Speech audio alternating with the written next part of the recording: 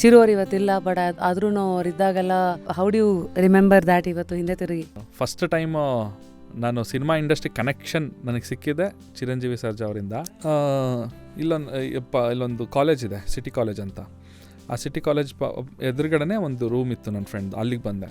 ಅವ್ನ ಗಾಡಿ ಕೀ ನನಗೆ ಕೊಟ್ಬಿಟ್ಟು, ಏನು ಮಾಡಬೇಡ ನೀನು, ಸುಮ್ಮನೆ ಪೆಟ್ರೋಲ್ ಹಾಕ್ಸ್ಕೊಂಡು ಇಡೀ ಊರು ಸುತ್ತು, ಲೈಸೆನ್ಸ್ ಇದೆಯಾ? ಹಾಂ ಇದೆ, ಹಂಗಾರೆ ಹೋಗು ಊರು ಸುತ್ತು ಅಂತಂದ.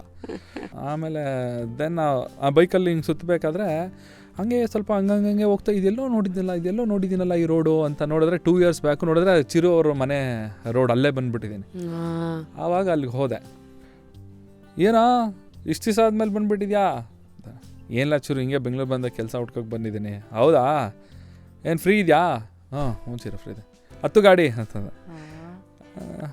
ಏನು ಕೇಳಲಿಲ್ಲ, ಗಾಡಿ ಹತ್ತದೆ, ಸೀದಾ ವರ್ಧನಾಯಕ ಶೂಟಿಂಗ್ ಸೆಟ್ಟು.